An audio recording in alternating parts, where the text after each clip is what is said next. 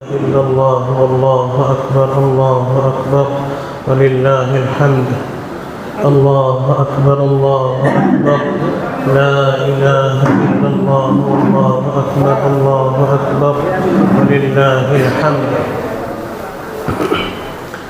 الحمد لله وكفى وسلام على عباده الذين اصطفى أما بعد أعوذ بالله من الشيطان الرجيم بسم الله الرحمن الرحيم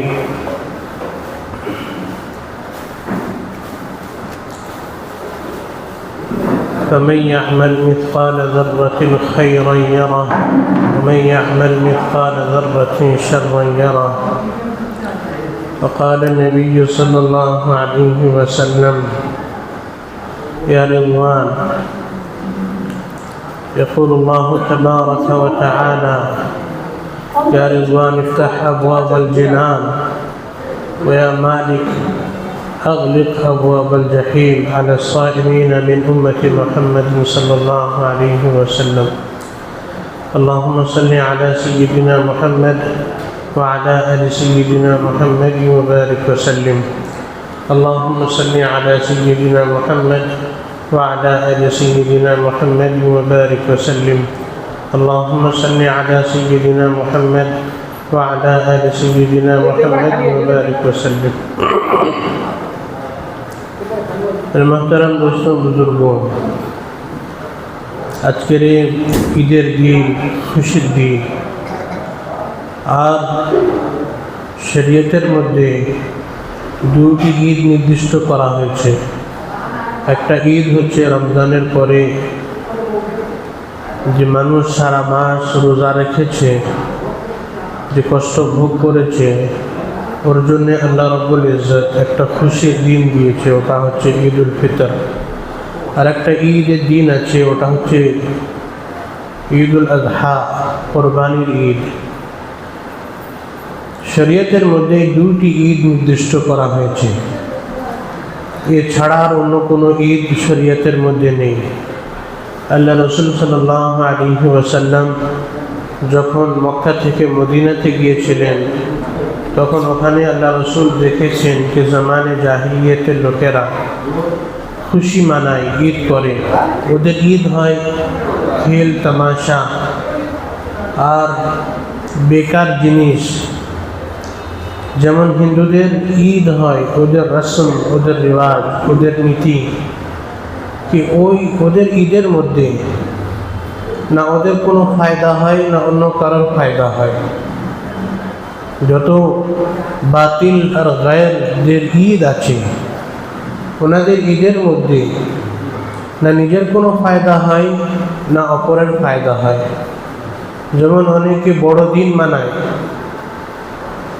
আর birthday মানায় তো অনেক পয়সা খরচা করে কিন্তু ওখানে কোনো কারোর ফায়দা হয় না বা অনেকে হোলি খেলে হিন্দুরা হোলি খেলে লক্ষ লক্ষ টাকা রঙেতে নষ্ট করে দেয় কারোর ফায়দা হয় না আর দিওয়ালির সময় অনেক বোম ফাটাচ্ছে পটাখা ফাটাচ্ছে তো লক্ষ লক্ষ টাকা খরচা করছে কিন্তু কোনো ফায়দা হচ্ছে না না নিজের ফায়দা না কওমের ফায়দা কিন্তু শরীয়তের মধ্যে ইসলামের মধ্যে যে আল্লাহ আমাদের ঈদ দিয়েছে এই ঈদের মধ্যে নিজেরও ফায়দা গরিবদেরও ফায়দা ধর্মের জাতির লোকেদেরও ফায়দা যেমন ঈদ উল ফিতর এই ঈদের সময় বলা হয়েছে তোমরা ঈদগাতে আসার আগে আগে গরিবদের খেয়াল করে আসবে সাদকাতুল ফিতর আদায় করে আসবে তো এখানে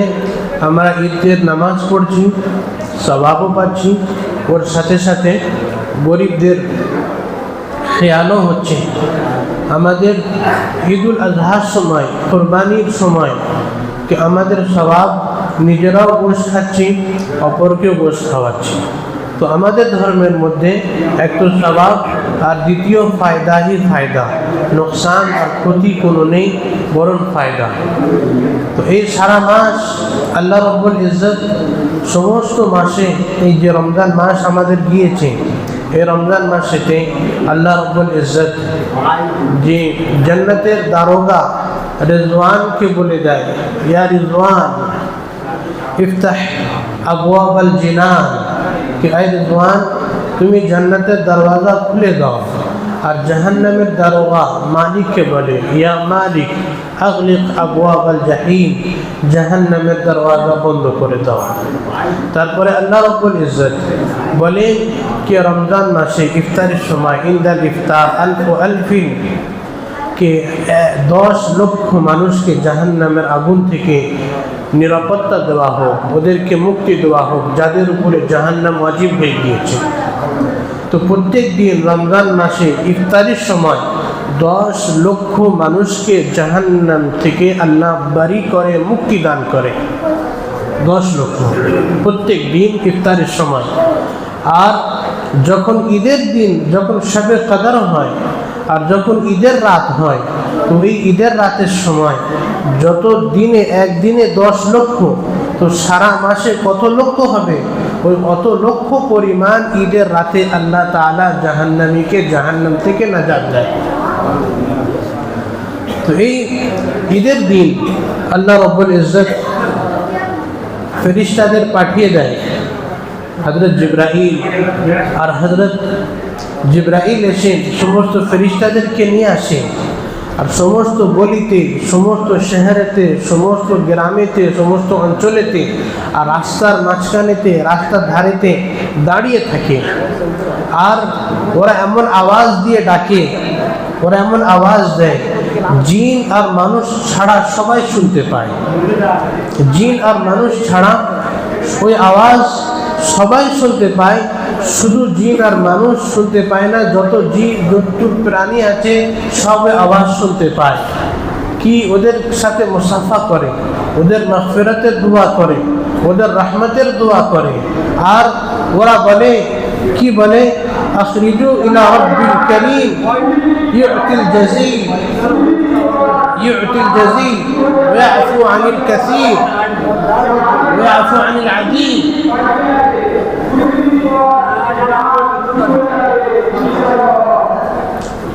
कि अल्लाह रब्बुल इज्जत फरिश्तारा बोले, या उम्मत मुहम्मद, ऐ मुहम्मदेर उम्मत, তোমরা ওই রব্বে করিমের দিকে আসো, যে রব বড় মেহেরবান, অসীম করুণাময়, দয়ালু, যিনি অল্প মেহনতে অনেক দেনেওয়ালা, যিনি বড় বড় গুনাহকে মাফ করনেওয়ালা। তারপরে আল্লাহ রাব্বুল ইজ্জত ফেরেশতাদেরকে বলে, ফামাযা বারাজু ইলা মুসাল্লাহুম ফাইদা বারাজু ইলা মুসাল্লাহুম, कि যখন মানুষ ওদের ঈদগাতে আসে, ঈদের নামাজ পড়তে আসে, তখন ইয়াকুলুল্লাহু তাবারাকা ওয়া তাআলা লিমালাইকাতি, তো আল্লাহ রাব্বুল ইজ্জত ফেরেশতাদেরকে বলে, মা জাযাউল আজীর ইযা আমিলা আমালা, कि ওই মজদুরের কি বদলা হতে পারে যে নিজের মজদুরিকে পুরো করে নিয়েছে। যারা সারা মাস রমজানের রোজা রেখেছে, ওই মেহনতে, ওই মজদুরের, ওই কর্মচারীর কর্ম কি হতে পারে, ওর ফলাফল কি হতে পারে। তখন ফাতাকুলুল মালাইকাতু, ফেরেশতারা বলে, ইলাহুনা ওয়া সাইয়্যিদুনা জাযাউহু আন তুওয়াফিয়াহু আজরাহু, কে আল্লাহ, আয় আমাদের রব, আয় আমাদের করিম, আয় আমাদের সরদার, আয় আমাদের আকা, कि ওদের পুরো পেমেন্ট দেওয়া হোক, ওদের পুরো বদলা যেন দেওয়া হয়। قال আল্লাহ রাসূল বলছেন, فيقول الله تبارك وتعالى فإني أشهدكم يا ملائكتي, আয় আমার ফেরেশতারা, আমি তোমাদেরকে সাক্ষ্য বানাচ্ছি, তোমরা সাক্ষ্য থাকো, कि قد جعلت ثوابهم من صيام شهر رمضان وقيامهم رضائي ومغفرتي, আয় আমার ফেরেশতারা, তোমরা সাক্ষ্য থাকো, আমি ওদের রোজা, রমজানের রোজা রাখার বদলে আর রমজানের রাতে তারাবির বদলে আমি ওনাদেরকে আমার সন্তুষ্ট দান করলাম। আল্লাহ কি বলেন, कि আমি আমার সন্তুষ্ট ওই রোজাদারদেরকে দান করলাম, আর ওয়া মাগফিরাতি, আমি আমার মাগফিরাত ওদেরকে দান করলাম। ওয়া ইয়াকুলু ইয়া ইবাদি, আর আল্লাহ বলে, আয় আমার বান্দা, সালুনি, তুমি আমার কাছে চাও। ঈদের দিনে अल्लाह रब्बुल इज्जत बोले कि सलूनी, है मेरे बंदो तुम मुझसे मांगो, व इज्जती व जलाली, मेरी इज्जत और जलाल की कसम, लौ तसअलूनी यौम शैअन फी जमीइकुम इल्ला लिआखिरतिकुम इल्ला अअतैतुकुम ওয়ালা লিদুনিয়াকুম ইল্লা নাযারতু লাকুম। আল্লাহ বলে আমার ইজ্জতের কসম, আমার জালালের কসম कि এই মাহফিলে, এই মজমাতে, এই অনুষ্ঠানেতে, এই উৎসবেতে, এই ঈদের দিনেতে তোমরা যা আমার কাছে চাইবে আখিরাতের সম্বন্ধে আমি তোমাদের সমস্ত সব কিছু দান করব। আর দুনিয়ার বিষয়ে তুমি যদি চাও তো আমি তোমাদের মসলিহাতের উপরে লক্ষ্য করব, চিন্তা ভাবনা করব যে তোমাদের জন্য ওটা ঠিক হবে কি ঠিক হবে না, আমি লক্ষ্য করব, আমি চিন্তা ভাবনা করব। যদি ঠিক হয় তো আমি দিয়ে দেব, না হলে আমি তোমাকে এটা আখিরাতের জন্য জমা করে রেখে দেব। তারপরে আল্লাহ রাব্বুল ইজ্জত বলছে ওয়া ইজ্জতি লা আস্তারুন্না আলাইকুম আসরাতাকুম মা রাকিবু মা রাকাবতুমুনি। আল্লাহ রাব্বুল ইজ্জত বলছেন যে যতক্ষণ পর্যন্ত তোমরা আমার হকের খেয়াল করবে, আমার কথার মতো চলবে, আমার অনুসরণ করে চলবে, আমার ইবাদত করবে, আমার কথার মতো চলবে, তো আমি তোমাদের গুনার উপরে পর্দা ঢেলে দেব, আমি তোমাদের গুনার উপরে পর্দা ঢেলে দেব। ওয়া ইজ্জতি ওয়া জালালি লা উখজিকুম ওয়া লা উফদিহুকুম বাইনা আসহাবিল হুদুদ, कि मेरी इज्जत की कसम, मेरे जलाल की कसम, मैं तुम्हें फासिक और फाजिर के सामने, काफिरों के सामने रुसवा नहीं करूंगा। अल्लाह बोलें कि আমার ইজ্জতের কসম, আমার জালালের কসম कि কিয়ামতের দিনে আমি কোনো গুনাহগার, ফাসিক, ফাজিরদের সামনে, কাফিরদের সামনে আমি তোমাকে অপমান আর বদনাম করব না। হাদিসের মধ্যে এসেছে হযরত আব্দুল্লাহ ইবনে উমর রাদিয়াল্লাহু তাআলা আনহুমা বলেন कि अल्लाह रसूल सल्लल्लाहु अलैहि वसल्लम इरशाद करेছেন कि कियामतेर दिने अल्लाह रब्बुल इज्जत एक मुमिन বান্দাকে ডাকবে আর ডেকে ওর উপরে আল্লাহ পর্দা ঢেলে দেবে कि যেন এই বিষয়ে কেউ অন্য কেউ না যেন জানতে পারে, কেউ বুঝতে পারে। তখন আল্লাহ রাব্বুল ইজ্জত ওকে ওর প্রত্যেকটা গুনাহ মনে করিয়ে দেবে যে তুমি অমুক দিনে অমুক সময় এই গুনাহ করেছিলে, তুমি এই খারাপ কাজ করেছিলে, তুমি এই খারাপ কাজ করেছিলে। তখন ওর সমস্ত গুনাহ আর সমস্ত খারাপ কথা মনে পড়বে कि আমি হ্যাঁ, তখন ও ইকরার করবে, হ্যাঁ মেরে রব, হ্যাঁ মেরে আল্লাহ, मैंने ये किया था, বলবে আল্লাহ আমি এটা করেছিলাম, হ্যাঁ তুমি যেটা বলছো ওটাই সব সত্য। আমরা কি করছি আমরা জানি, আল্লাহ জানে, আমরা কত খারাপ আমি জানি, আল্লাহ জানে। আমাদের সমস্ত কথা, আমাদের সমস্ত বার্তা, আমাদের সমস্ত আমল, আমাদের সমস্ত গুনাহ সব রেকর্ড হচ্ছে, সব আল্লাহর কাছে রেকর্ড করা হচ্ছে। আল্লাহ রাব্বুল ইজ্জত বলছে ওমা ইয়ালফিযু মিন কওলিন ইল্লা লাদাইহি রकीब, जो बंदा जो भी अपने जुबान से लफ्ज निकालता है फरिश्ते उसको नोट कर लेता है। कि আমাদের পুরো ক্যামেরা, সিসি ক্যামেরার, আল্লাহর সিসি ক্যামেরার মধ্যে আমাদের সমস্ত কাজ রেকর্ড হচ্ছে। আমরা কোনো শপিং মহলে যাই, কোনো বড় দোকানে যাই, ওখানে লেখা থাকে তুমি সিসিটিভি ক্যামেরার মধ্যে আছো। তো এর দ্বারা কি বোঝা যায় कि তুমি যদি কোনো চুরি করো, তুমি যদি কোনো খারাপ কাজ করো, সব রেকর্ড করা হচ্ছে। তো আমরা কি করি, ওখানে কেউ থাকুক বা না থাকুক আমরা কোনো মাল নিয়ে পকেটে ঢোকাই না, আমরা কোনো খারাপ কাজ করি না, কেননা আমি ক্যামেরার নজরেতে আছি। আর আমরা জানি না कि আমরা আল্লাহর ক্যামেরাতে আছি, কিন্তু আমরা গুনার উপরে গুনাহ করে যাচ্ছি।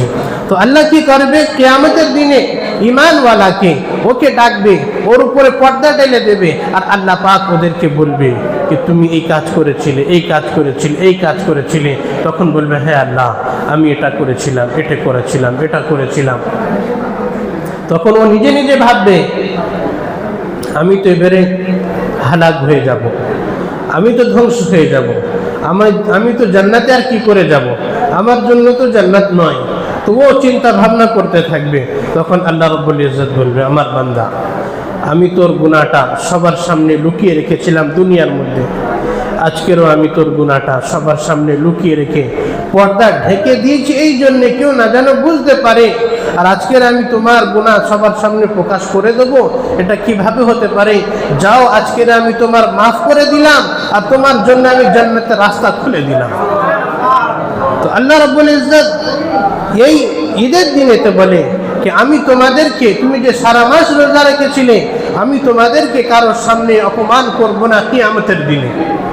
खुदार कसम यदि अल्लाह आमादेर गुनाह सबार सामने प्रकाश करे देय तो आमरा ओई समय अपमान हये যাব।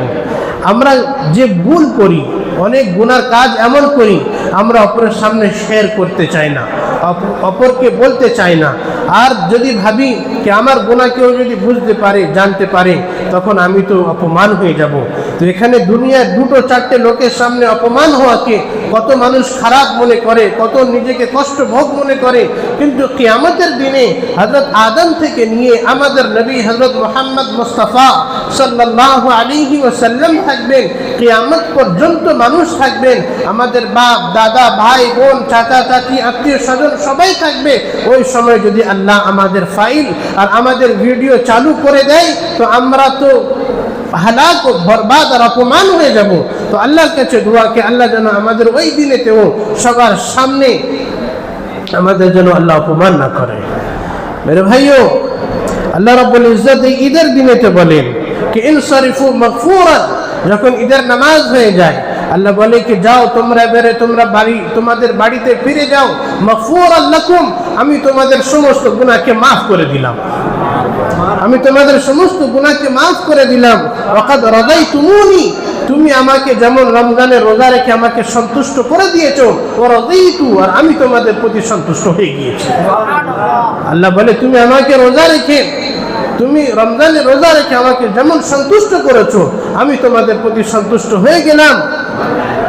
তারপরে আল্লাহ রাব্বুল ইজ্জত এর ফেরেশতারা এই বান্দাদের মাগফিরাত দেখে, এই বান্দাদের সওয়াব দেখে, এদের ঈদের দিনে আল্লাহ এত পেমেন্ট করবে, এত দেবে, এত সওয়াব দেবে, ফেরেশতারা ফাতাফরাহুল মালাইকাতু, ফেরেশতারা খুশিতে আনন্দেতে মেতে উঠবে যে আল্লাহ এই উম্মতে মুহাম্মাদির কত সওয়াব দিয়েছেন।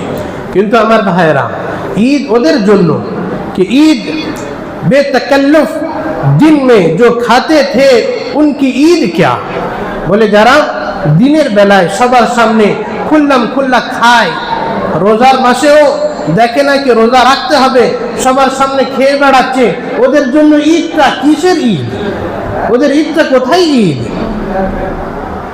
चाय सिगरेट नोश फरमाते थे उनकी क्या ईद? जरा रमजान मासेও চাও খাচ্ছে, বিড়িও পান করছে, ওদের ঈদটা কোথায় ঈদ? बुग़्ज़ कीना लेकर दिल में जब मिले तो ईद क्या, कि একে অপরের গলা মিলাচ্ছে, সাক্ষাৎ করছে, মিলছে, কিন্তু দিলের মধ্যে হিংসা আছে, দিলের মধ্যে একে অপরের হিংসা, একে অপরের নামে ঘৃণা, নফরত, দুশমনি, আদাওয়াত। তো বলছে এদের ঈদটা কি করে ঈদ হবে? এদের তো গুনাহ মাফ হয় না, এদের জন্য কোনো ঈদের খুশি নেই। ঈদ के दिन भी ना दिल से मिल सके तो क्या ईद, বলছি ঈদের দিনেও যদি দিল থেকে না মিলতে পারে, গলায় গলায় তো মিলাচ্ছে, বুক টু বুক মিলাচ্ছে, কিন্তু অন্তর মিলছে না, তো ওদের ঈদই নেই, ওদের কোনো ঈদ নেই।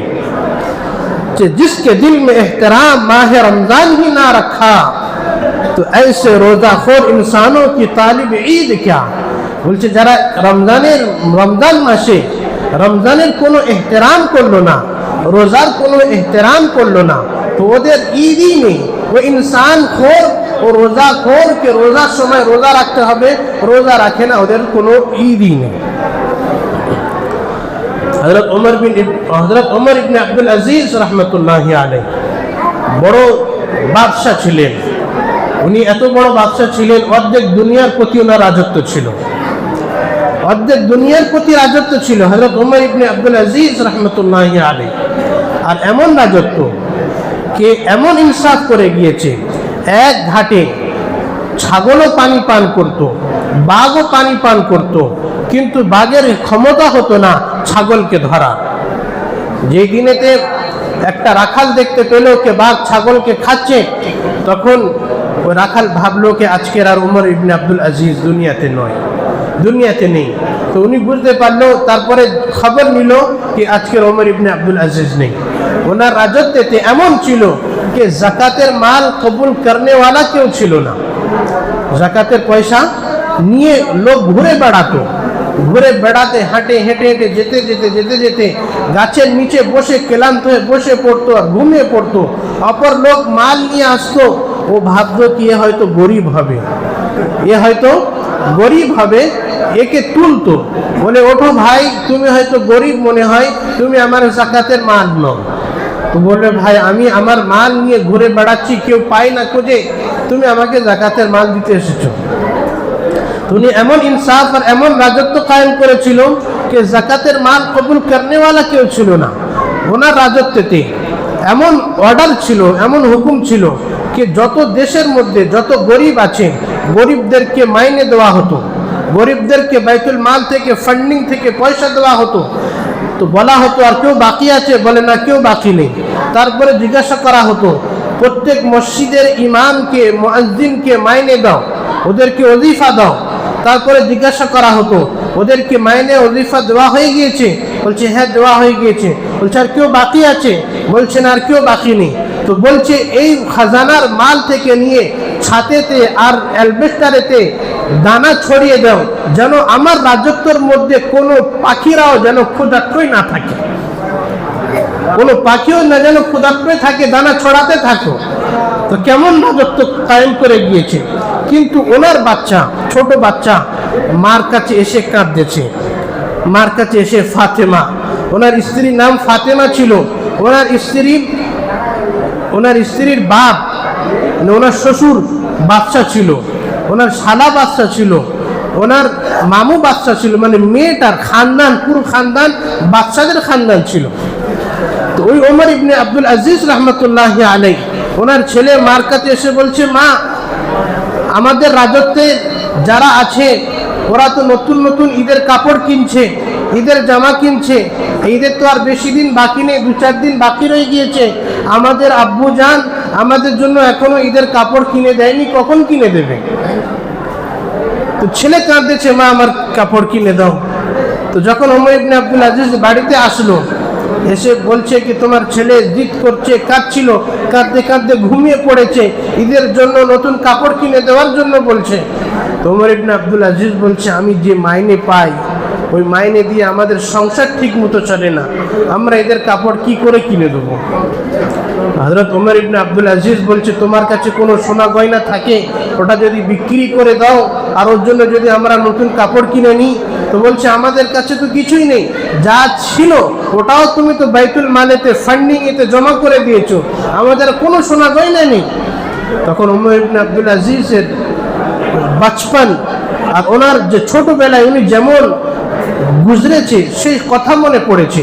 উনি একটা জামা ছোটবেলায় এমন ছিল, ওনার বাপ বাদশাহ ছিল, রাজত্ব চালাতো, তো উনি ছোটবেলায় একটা জামা পরলে বা যুবক অবস্থায় একটা জামা পরলে দ্বিতীয়বার জামাটা পরতেন না, এমন ঠান আর এমন শানের সাথে থাকতো। উনি এমন আতর ব্যবহার করতো যে রাস্তা দিয়ে যেত 1 ঘন্টায় রাস্তায় খুশবু লোক বুঝতে পারতো এখান থেকে ওমর ইবনে আব্দুল আজিজ গিয়েছে, এত শানের সাথে উনি ছিল। কিন্তু যখন রাজত্ব উপরে কুর্সিতে বসেছে তখন উনি এমন ইনসাফ করেছে, নিজের জন্য সবকিছু ভুলে গিয়েছে। উনি ছোটবেলার কথা মনে পড়েছে। তারপরে উনি একটা চিঠি লিখে ওনার খাদিমকে বলছে এটা ক্যাশিয়ারের কাছে, আমার খাজানার ক্যাশিয়ারের কাছে দিয়ে আসো। ওনার খাজানায় সোনা, হিরে, মুক্তি জওয়াহরাত সব পুরো ভরে আছে। বলছে এটা দিয়ে আসো আর গিয়ে বলো কি ওমর ইবনে আব্দুল আজিজ 1 মাসের মাইনে অ্যাডভান্স চাইছে, আগে মাসে মাইনে নেবে না। আর ওনার স্ত্রী বলে আপনি 1 মাসের মাইনে আগে নিয়ে নেন, আমি অপরের বাড়িতে কাজ করে ওই সংসার আগের মাসে চালিয়ে নেব। বাদশার মেয়ে আর বাদশার স্ত্রী অপরের বাড়িতে কাজ করে সংসার চালিয়ে নেব, আপনি 1 মাসের মাইনে অ্যাডভান্স নিয়ে নেন। তখন ওখানকার খাজানচি আর ক্যাশিয়ার চিঠিতে লিখে পাঠাচ্ছে কি আমিরুল মুমিনিন বাদশাহ সালামত, আপনি লিখে দেন কি আমি আগের মাসে বেঁচে থাকবো, তো আপনাকে 1 মাসের মাইনে অ্যাডভান্স দিয়ে দেওয়া হবে। তখন উনি চোখ থেকে পানি বার করে বলছে না আমি এরকম লিখতে পারবো না। তো ওনারা এমন ছিল কি মুসলমানের মালেতে খিয়ানত করতো না, কি যার যেরকম ফান্ডিং সেরকমই ব্যবহার করা হতো। কি কোনো মসজিদের মাল কি নিজের মাল মনে করতো না, মাদ্রাসার মাল কি নিজের মাল মনে করতো না, কি হিসাব বরাবর রাখতো, আরও আমানতের মধ্যে রাখতো। তো ওনার ছেলেকে ঈদের দিনে হাত ধরে ঈদগাতে যাচ্ছে, তখন সবাই নতুন নতুন পোশাক পরে জামা পরে আসছে। তখন ওনার ছেলেকে বলছে, বেটা তুমি হয়তো তোমার বাপকে বলবে কি আমার আব্বাজান ঈদের দিনে তো নতুন কাপড় কিনে দিতে পারেনি, তুমি তোমার বাপকে শিকায়ত করবে। তখন ছেলে বলছে, আব্বাজান আমাদের গর্ব কি আমাদের আব্বা মুসলমানের মালের মধ্যে কোনোদিন খেয়ানত করেনি, এটাই আমাদের জন্য গর্ব। আর আজকের কেউ রাজনীতি করছে, আগে নিজের বডিগার্ড তৈরি করবে, নিজের চামচা তৈরি করবে, নিজের ঘর বাড়ি বানিয়ে নেবে, একটা গাড়ির থেকে দুটো গাড়ি তোলে নেবে, পাবলিকের কি হচ্ছে ভাড় মেজা ও পরে দেখা যাবে, আগে নিজেরটা করে নি, এরকম রাজনীতি চালাচ্ছে। উনি ওরকম রাজনীতি চালিয়ে গিয়েছিল, ইমান রাজত্বর মধ্যে ওনার মুলকের মধ্যে সুকুন ছিল, শান্তি ছিল, কেউ গরিব ছিল না, কারোর দুর্ভাগ্য ছিল না, কেউ অসহায় ছিল না, সবাই আরামের সাথে ছিল। তো এই জন্যে আমাদের আল্লাহ পাক যে ঈদের দিন দিয়েছে, আর এই ঈদের দিনেতে নিজেরাও যেমন নতুন পোশাক নতুন জামা কাপড় কিনেছি, আমরা গরিবদের খেয়াল করব। তো এই ঈদের নামাজের আগে আগে বলা হয়েছে যে তোমরা সদকাতুল ফিতর আদায় করবে, সদকাতুল ফিতর আদায় করলে গরিবদের খেয়াল হবে। আর দ্বিতীয় জিনিস কি, কেউ যদি ঈদের নামাজের আগে না দিতে পারে তো ওরা ঈদের পরে দেবে, কিন্তু যেমন আগে দেওয়ার স্বভাব সেই স্বভাবটা আর থাকবে না, কিন্তু দিতেই হবে তাকে, এর জন্য ওয়াজিব ফরজ। তো এই জন্য আমার ভাইরা, আল্লাহ রাব্বুল ইজ্জত আমাদের সবাইকে ঈদের খুশি নসিব করুক, আল্লাহ আমাদের সবাইকে সুখ শান্তি বাটুক, আর সবার জন্য সবার ঘরেতে আল্লাহ সুখ দুঃখ শান্তি দুঃখ। ঈদের নামাজ শুরু হবে ইনশাআল্লাহ। যেমন আমরা ঈদের দিনেতে এখানে সবাই একসাথে এসেছি, আল্লাহ সবার দিলকে মিলিয়ে দুক। যদি দিল না মিলে, গলা মিলালে কোনো ফায়দা নেই, দিল মিলাতে হবে, একে অপরে দিল মিলাতে হবে। তো এই দিনে তো আল্লাহ রাব্বুল ইজ্জত এদের গুনাহ কেউ মাফ করবে না, যেই দিনে তো আল্লাহ কোটি কোটি লক্ষ লক্ষ মানুষের গুনাহ মাফ করে দেয়। আল্লাহ পাক আমাদের সবাইকে আমলে তৌফিক দান করুক। ঈদের তরিকা বলা হচ্ছে, ঈদের নামাজ 2 রাকাত নামাজ।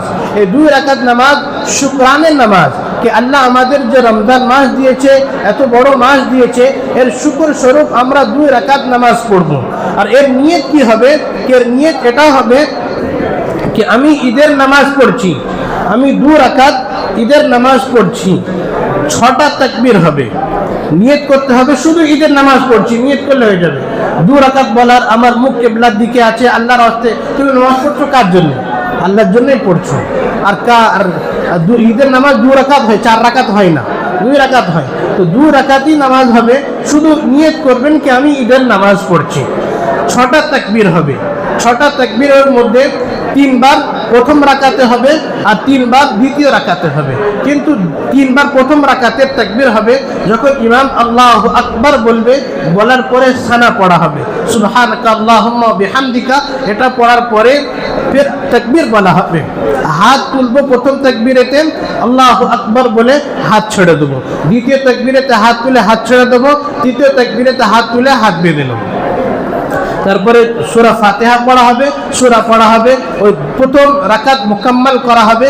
দ্বিতীয় রাকাতে ইমাম দাঁড়িয়ে সূরা ফাতিহা পড়বে, সূরা পড়বে, তারপরে রুকুতে যাওয়ার আগে 3 বার তাকবীর আল্লাহু আকবার বলবে, 3 বার আমরা হাত তুলবো আর হাত লাফিয়ে দেবো, আর চতুর্থবার আল্লাহু আকবার বলবে, বলে রুকুতে চলে যাব। তো এটা হচ্ছে ঈদের নামাজ। আর ঈদের নামাজের পরে দোয়া, খুতবার পরে দোয়া নেই, নামাজের পরে দোয়া। এই জন্য নামাজের পরে দোয়া হবে, দোয়ার পরে খুতবা হবে। আর খুতবা শোনা সবার জন্য জরুরি, যে খুতবা শুনলো না তার ঈদের নামাজ সম্পূর্ণ হবে না। এই জন্য সবাই খুতবা শুনে যাব, তারপরে আমরা একে অপরের গলা মিলবো, সাক্ষাৎ করবো। আল্লাহ তাআলা আমাদের সবার আমলে তৌফিক নসিব করুক। আমরা